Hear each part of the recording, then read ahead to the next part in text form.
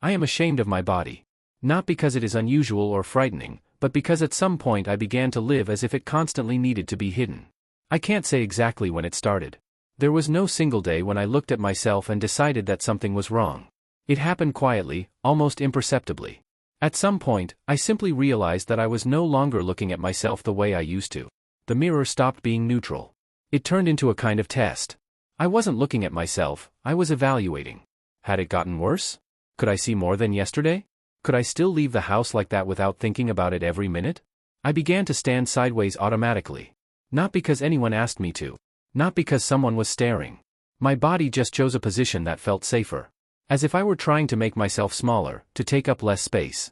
I didn't openly hate myself. That would have been easier. I simply stopped treating myself as something normal, as a body that didn't need constant control. I lived in a tension I wasn't always aware of. Clothes stopped being a choice. They became a tool. I no longer thought about what I liked, but about what would hide things. What wouldn't be too revealing. What wouldn't attract attention.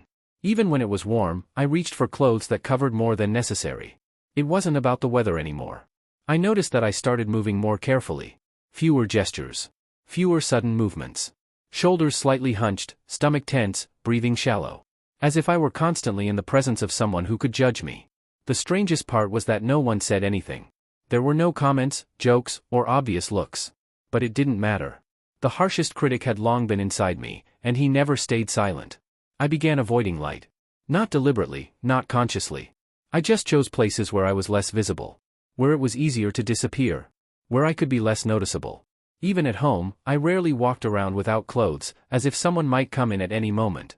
At some point, I realized I was acting as if I were constantly being watched. As if my body was something I had to answer for. As if I had to justify my very existence. I felt tense for no clear reason. I was just standing, walking, sitting, and inside there was a constant tightness. My body didn't relax even when it should have. It wasn't physical. It was something deeper. I started comparing myself to others. Not intentionally, not out of curiosity, it just happened. On public transport, on the street, in shops. And every time, I found something in myself that I disliked. I never looked for what was normal in me. I only searched for what felt excessive. Then a thought appeared that initially seemed logical. Maybe the problem was my body. Maybe if I changed it a little, the tension would go away. If I tightened, fixed, corrected something, life would become easier. I hadn't done anything yet. I hadn't gone to the gym. I hadn't changed my diet. But the idea was already there. My body had turned into a problem that needed to be solved before I could allow myself anything else. And the most dangerous part wasn't even that. The most dangerous part was that I began postponing life. Quietly. Unconsciously. Without clear decisions. Small refusals simply appeared, not to go out, not to stay, not to be in the center. As if I had to fix myself first, and only then earn the right to live fully. On the outside, nothing changed. I worked, socialized, lived my usual life. But inside, I had already set a condition, first the body, then everything else. And for the first time, I felt that I had entered a place that wouldn't be easy to leave. I didn't yet understand how serious it was. But I already knew it wasn't just insecurity. It was something that was slowly starting to control me. And I let it begin. The decision to go to the gym didn't feel like a big step. It wasn't dramatic and didn't promise anything. At some point, I simply thought that maybe it was time to do something. Not because I wanted to, but because it felt like there was no other option. I postponed the first day for a long time. I always found reasons: fatigue, the weather, work, my mood. All of them sounded reasonable. In truth, I just didn't want to go somewhere where my body would be visible. Where it couldn't be hidden under a jacket or softened by the right lighting. When I finally went in, the first thing I felt wasn't motivation. It was shame. Quiet, sticky, and shapeless. I didn't look directly at people, but I noticed them in my peripheral vision, their movements, their confidence, the way they occupied space without thinking about it. I tried to behave as if I knew what I was doing. As if I belonged there. But inside, I felt like I had come to the wrong place. Like I was unnecessary. Like my body betrayed me faster than I could explain anything. I kept checking myself. How I stood. How I moved. Whether anyone was looking. Whether anyone noticed. It took more energy than the workout itself. I left the gym exhausted, not physically, but mentally. During the first few weeks, I went regularly. Almost mechanically. It felt like if I skipped a session, it would mean defeat. As if just showing up already had to count for something. After training, I looked at myself in the mirror, searching for changes, not for joy, but to check. There were no changes. Or if there were, I couldn't see them. I only saw what still wasn't the way I wanted. And with each passing day, the waiting became heavier. Because if I was trying and nothing was changing inside, then the problem had to be deeper. I noticed that the gym didn't calm me. On the contrary, it made me more focused on my body. More critical. I began to notice things I had never paid attention to before. Every flaw felt like proof that I was doing something wrong. At some point, I realized I wasn't training, I was punishing myself. For laziness. For my appearance. For allowing myself to get to this state. Each workout felt like an attempt to atone for something I couldn't even name. I looked at others and thought they had the right to be there, and I didn't. That they were allowed to make mistakes, to rest, to take it easy. And that I had to try harder, because otherwise I didn't deserve to even try. Over time, another fear appeared. I became more afraid of missing workouts than of the gym itself. Because missing meant returning to where I started. And I didn't want to go back there, even if where I was now was also uncomfortable. Along with that came disappointment. I was doing everything right. Regularly. Without obsession, but without excuses either. And the shame didn't disappear. It just changed its shape. It became sharper. More rigid. I started thinking that maybe I needed more time. Or more effort. Or more strictness toward myself.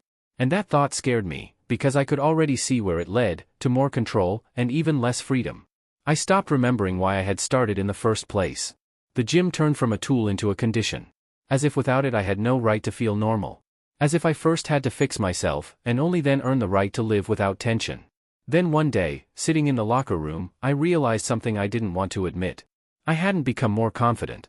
I had simply moved my shame from home to another place, from the mirror to the gym, from darkness to bright light. I went home with the feeling that I had done everything correctly, and at the same time with the feeling that nothing had changed. And that was the worst part. Because if even effort doesn't bring relief, then the problem isn't the body. That thought hadn't fully formed yet. It was still somewhere in the background. But I already felt that I was approaching something I wouldn't like, a place where I would have to look not at my body, but at everything I had projected onto it. And that was the moment I understood, from here on, it would be harder. Not physically. Internally. Over time, I noticed that the world around me began to shrink. Not suddenly, not dramatically, but so gradually that it was almost impossible to notice. Some things simply stopped being available to me. Not because I couldn't do them, but because I didn't want to go through the feelings they triggered. I began agreeing to spontaneous plans less often. Not because I was busy, but because I didn't know how I would look there. Whether it would be comfortable. What the lighting would be like. Whether I would have to sit in a way that made me think about myself every second. I started calculating situations in advance. Where I could sit. Where I could stand. How many people would be around. Whether I could leave early if it became uncomfortable. It looked like caution, but in reality it was fear. Sometimes I caught myself giving up things I used to enjoy. Not out of principle. It was just that the thought of them immediately triggered a chain of others, about my body, my appearance, the tension. And I decided it wasn't worth it. The worst part was that I started calling it a choice. I told myself, I'm more comfortable this way. I don't really want to go. I'm fine like this. It sounded convincing, even to me.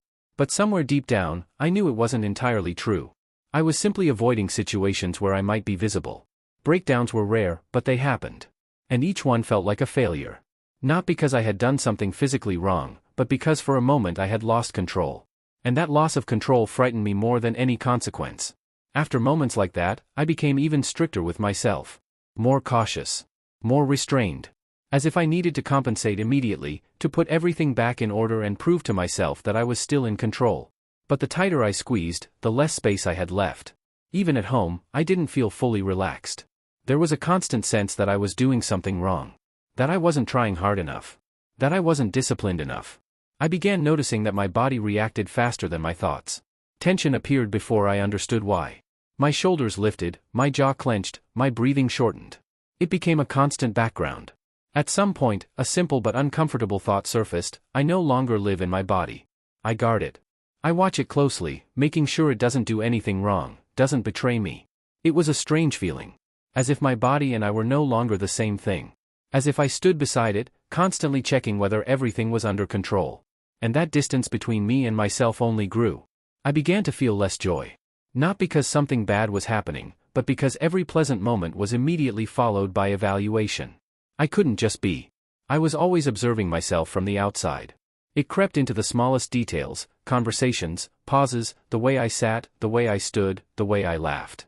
I corrected myself constantly, even when no one asked me to. Even when it wasn't necessary. Then another realization came. I wasn't just avoiding life. I was shrinking myself to fit into it. Trying not to get in the way. Not to be noticed.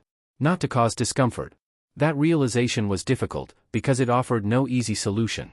There was no button to press. No exercise to fix it. It wasn't a physical problem. It was a habit. I wasn't ready to fully admit it yet. But the thought had already appeared, and it wouldn't let go. I understood that all this time I hadn't been fighting for a better body. I had been fighting for the right not to feel ashamed. And the more I tried to earn that right through control, the deeper I fell into the trap. Somewhere around this point, I felt myself approaching a limit. Not a breakdown. Not a catastrophe. But a line beyond which I would have to look honestly at what I was doing to myself. And that was more frightening than any outside judgment. I avoided one thought for a long time. It circled somewhere nearby, but I didn't allow it to fully form. Because the moment it became clear, everything I had done before began to look different. Not like a path, but like an escape. At some point, I stopped asking myself whether I liked my body. That question lost its meaning. I started asking something else: what exactly am I afraid of when I think about it? Not abstractly. Specifically. And the answer was uncomfortable. I was afraid of being seen. I was afraid of being evaluated. I was afraid that if I stopped controlling everything, something more than just my appearance would become visible. I would become visible. I realized that my body had turned into a convenient explanation. It allowed me not to go further. Not to take risks. Not to be vulnerable. Because I could always tell myself, it's not time yet, I'm not ready yet, I need to get myself in order first. It was convenient. And it was dangerous. I started recalling the situations I had been avoiding. The decisions I postponed. The opportunities that slipped past me. And in almost every case, the body was just an excuse. The real reason was deeper. I was afraid of being inadequate without a justification. I was afraid that if I showed up as I was, without preparation, without excuses, they would see me and decide it wasn't enough. And then there would be nothing to hide behind. No, I'm still working on myself. There would just be me. That realization hit harder than any breakdown. Because it left no room for self-punishment. It didn't allow me to hide behind discipline or plans. It asked a simple but brutal question: if it's not about the body, then what is it about? It became clear that all this time I had been trying to earn the right to calm. To acceptance. To being treated normally. As if these things were rewards given only after certain conditions were met. Conditions I had invented myself. I saw how easily I had accepted the idea that something was wrong with me by default. That I needed to fix myself before I could live. That normality was not a starting point, but a prize. And the hardest part was this: no one had demanded it of me. It wasn't pressure from the outside. It was an internal agreement I had made with myself, quietly, without witnesses, a long time ago. I felt anger. Not sharp or explosive. Calm and cold. Anger at how easily I had agreed to live with constant guilt about my own body. At how I had allowed fear to guide my decisions under the guise of self-care. I didn't know what to do with this yet. There was no plan. No clear solution. But one thing became obvious: if I continued in the same way, nothing would change. Even if my body changed, the mechanism would remain the same. I understood that the problem wasn't wanting to change. The problem was denying myself the right to exist here and now until those changes became enough. And enough was a boundary that kept moving further away. It was an uncomfortable place. No excuses. No illusions. But there was something there that had been missing for a long time: honesty. It was frightening, but at the same time it released some of the tension. I hadn't let go of control yet. I hadn't stopped monitoring myself. I hadn't learned to love my body. But for the first time, I stopped lying to myself about why I was doing all this. And that mattered more than any result. I realized that from this point on, there were only two paths. Either I continued using my body as a reason not to live fully. Or I would have to learn how to live with discomfort, without hiding behind excuses. That thought wouldn't let go. Because it led to the final step. Not the easiest one. But the inevitable one. After I admitted the truth to myself, I somehow expected changes. Not loud or dramatic, but at least something. It seemed logical that if I finally understood what was happening, the tension would ease. But nothing changed. Everything stayed exactly where it was, as if my realization hadn't affected reality at all. During the first few days, I wasn't even angry. I was confused. I didn't know what to hold on to anymore. I used to have a clear scheme: if I feel bad, it means I'm not trying hard enough. It means I need to tighten control. And now that scheme had stopped working, but there was no new one to replace it. I kept going to the gym, but it no longer felt like movement forward. I did the same exercises, the same routines, but inside there was no sense that any of it mattered. I wasn't angry, I wasn't pushing myself, I wasn't arguing internally. I was just marking time. And that frightened me more than the previous fanaticism ever had. I started asking myself the question, why, more often. Not defiantly, but with exhaustion. Why am I here? Why am I doing this? And what would happen if I suddenly stopped? The question had no answer, and that was exactly why it wouldn't let me go.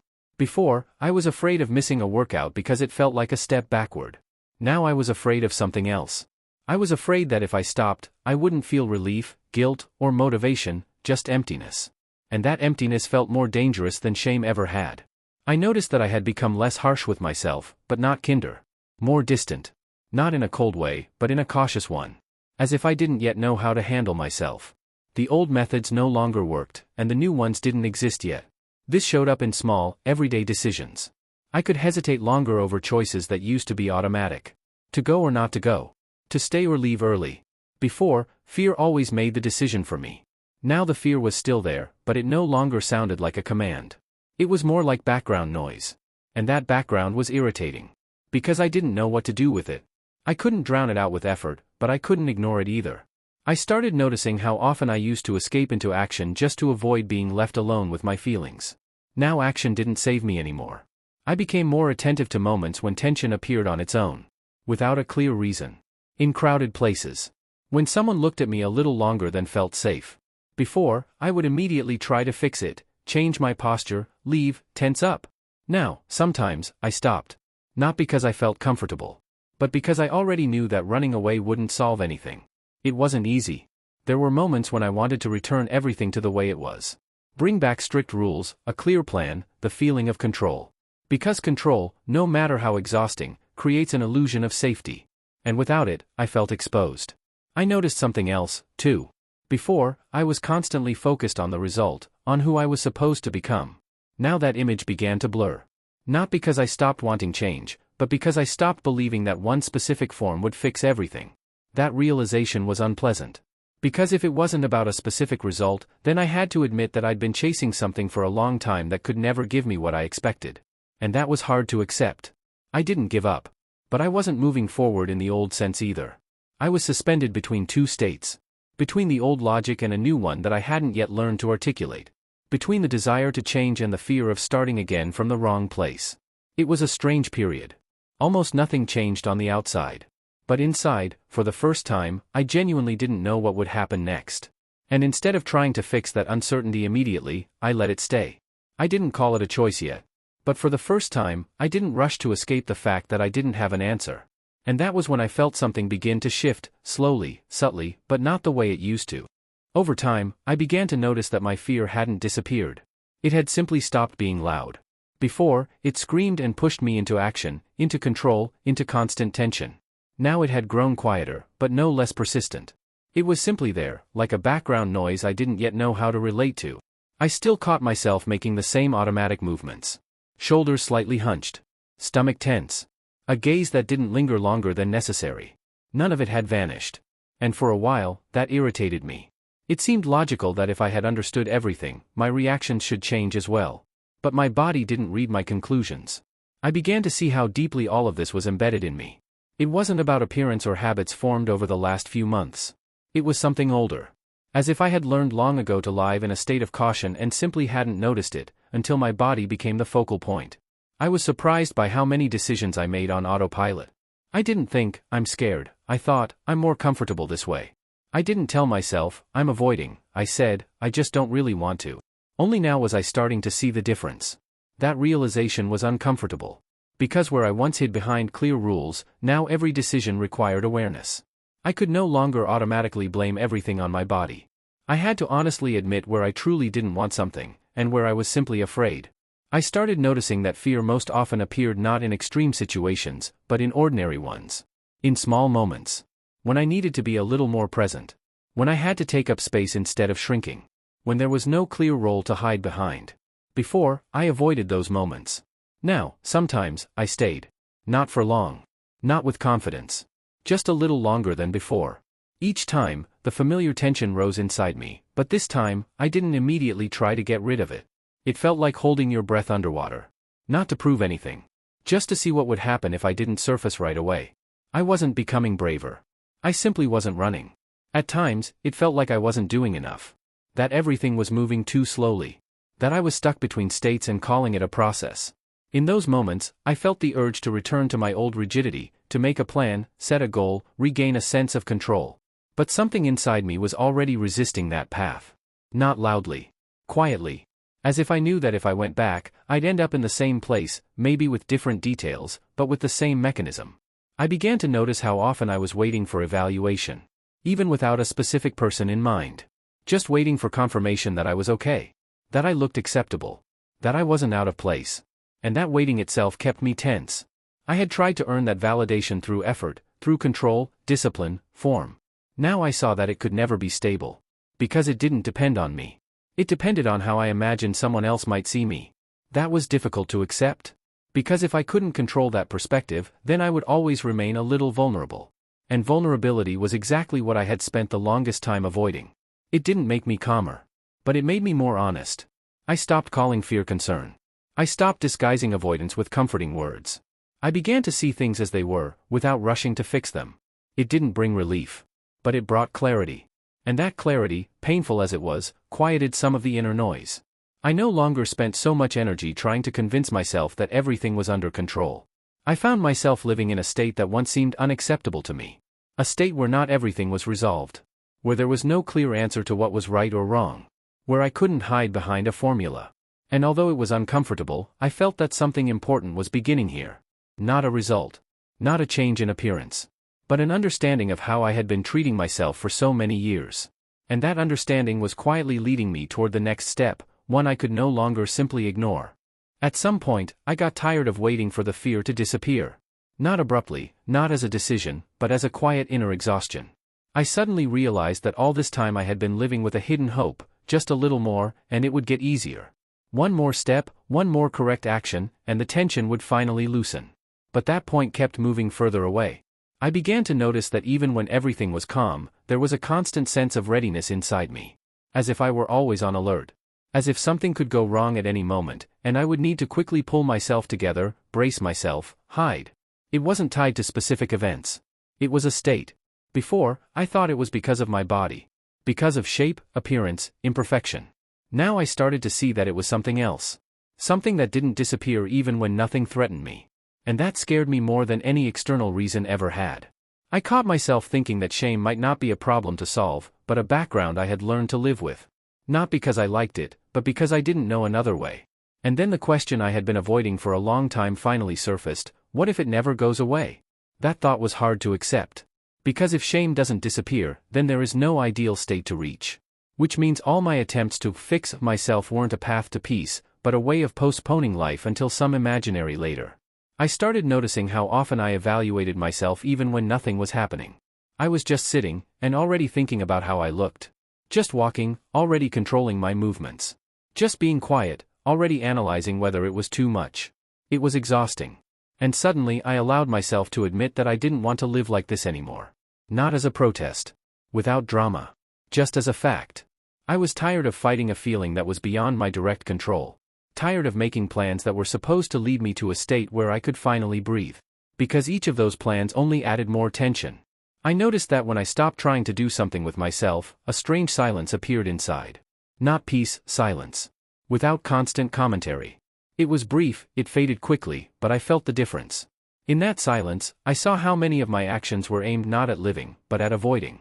I didn't refuse things because I didn't want them, I refused them because I didn't want to feel. And that distinction suddenly became clear. I realized that all this time I hadn't been fighting for my body. I had been fighting for the absence of discomfort. I wanted to live in a way where nothing pressed, touched, or scared me. But life doesn't work like that. And the more I tried to build it that way, the less alive it became. It didn't mean that I suddenly accepted everything. I was still shy. I still tensed up. I still caught myself in old reactions. But I stopped expecting them to disappear. And there was something unexpectedly freeing about that. I allowed myself to consider that maybe peace wasn't a state without fear. Maybe it was a state where fear didn't dictate every step. That thought didn't bring relief, but it eased some of the pressure. Because it didn't demand perfection. I began to treat myself differently. Not more gently, not more harshly, more realistically. I stopped demanding that I become someone else in order to have the right to be present. I simply tried not to disappear when things became uncomfortable. It was a slow process. No sense of progress. No milestones or visible results. But there was less inner violence. Less constant monitoring. And more moments where I stopped being my own enemy, even if only for a few seconds. I didn't yet know where this would lead. But I felt clearly that the old way of living no longer worked. And that if I wanted to move forward, I would have to accept one uncomfortable truth: shame might remain. But that didn't mean it had to decide for me. That thought hadn't yet become support. It had only appeared. But it was from that point that the movement toward the finale began, one I wasn't ready for yet, but could no longer avoid. I can't say that at some point it became easier for me. If anything, it felt like I no longer had anything to hide behind. Before, I had explanations: my body, my shape, the process, the path. Now those words lost their weight. They no longer covered what was really happening. I noticed that a pause had appeared inside me. Small, but tangible. A pause between what I felt and what I did. Before, everything was immediate. Tension, and I changed my posture. A glance, and I made myself smaller. A thought, and I looked for a way to escape. Now there was a gap. That gap wasn't pleasant. There was no confidence in it. On the contrary, there was more anxiety than before. Because now I could see what I was doing. I could no longer tell myself it just happened on its own. I saw the moment of choice. And that was the hardest part. I began to understand that my life had long been built around one simple principle: don't feel too much. Don't be too much. Don't stand out. Don't give reasons for evaluation. And my body had simply become the most convenient justification for this rule. I thought about how many times I hadn't spoken, hadn't acted, hadn't stayed. Not because I didn't want to, but because it meant being visible. Being present. Being unprotected. And each time I chose safety over presence. I used to call it caution. Now I started calling it something more honest. I didn't act dramatically. I didn't start doing the opposite on purpose. I didn't throw myself into situations that scared me. But I stopped retreating automatically. Sometimes I still stepped back. But now I knew it was a choice, not a necessity. I noticed that fear often came before thought. My body reacted faster than I could explain anything. Before, I took that as a signal to act. Now I began to treat it as a fact. As information, not an order. That didn't mean I stopped being afraid. It meant I stopped using fear as an automatic reason to withdraw. And there was something strange about that. Because I had been taught that discomfort meant something was wrong. And now I was beginning to see that sometimes it simply meant I was alive. I thought a lot about why it was so important for me to fix myself. Why I wanted to be normal so badly. And the clearer it became, I wanted guarantees. I wanted to make myself acceptable once and for all. I wanted safety without risk. But life doesn't offer those guarantees. And nobody ever does. That realization was disappointing.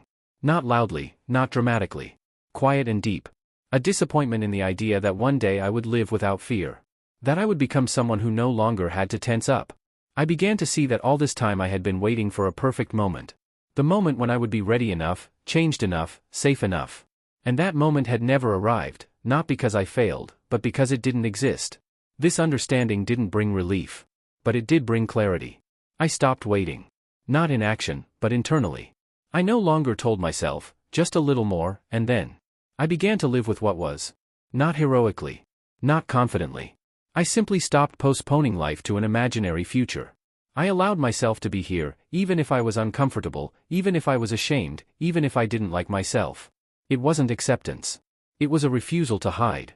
I felt myself approaching a limit. Not a climax. Not an explosion. A quiet point where I could no longer return to the old lie. Where I had to either keep living with constant justification, or step into something unknown. I hadn't taken that step yet.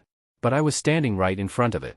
And I knew the next part would not end this story, it would end my way of running from myself. This is where the finale begins. After that realization, nothing changed dramatically. I didn't wake up as a different person. The tension didn't disappear. The mirror didn't become a friend. Everything stayed where it was. But something inside shifted, and I felt it. The strangest part was that the fear didn't go away. I was still ashamed. I still thought about my body. I still caught myself in automatic movements, in control, in the urge to shrink. But now I could see it. Not as who I was, but as a habit I had trained for years. I stopped waiting for the moment when I would finally feel comfortable. Because I suddenly understood something simple: that moment wasn't coming. Not because something was wrong with me, but because comfort isn't a destination. It's a side effect, not a prerequisite. I didn't quit the gym. I didn't stop monitoring myself. But I stopped using it as an excuse. I no longer told myself, then. When I become different, then I'll allow myself. When I change, then I'll start living. I began to notice the small moments, the ones where I used to retreat automatically. Not because I wanted to, but because I was afraid. Sometimes I still retreated. But now it was a decision, not a reflex. I allowed myself to be where things weren't ideal. In the light. Among people. In situations where I used to look for an exit. Not with confidence. Not with pride. Just with the understanding that I didn't have to disappear. It was hard. Sometimes very hard. My body still tensed before my thoughts caught up. Shame still appeared without warning. But now I didn't run from it. I didn't rush to correct myself. I stayed. I realized that what I had been calling working on myself had long become a way of avoiding something. Not others, myself. Avoiding the fact that I was afraid of being seen without conditions. My body didn't become perfect. It didn't even become better in the way I once imagined. But it stopped being my main argument against living. It stopped being a reason to opt out. I no longer expect shame to disappear completely. I know it can come back. Sometimes suddenly. Sometimes for no clear reason. But now it doesn't control everything. It exists, as a feeling, not as a verdict. I learned one important thing. I can change my body. Or I cannot change it. That's my choice. But I no longer let it decide whether I have the right to exist in this world. Whether I have the right to take up space. Whether I have the right not to hide. I haven't learned to love myself. And honestly, I don't set that as a goal anymore. It sounds good, but for me it still doesn't feel truthful. What I've done is simpler. I've stopped fighting. I've allowed myself to be imperfect without punishment. And that might be the hardest thing I've ever done. This isn't a story about victory. And it's not about transformation. It's about how I stopped waiting for permission, and started living with what I have, without postponing myself until later. And that was enough to breathe a little more freely for the first time in a long time.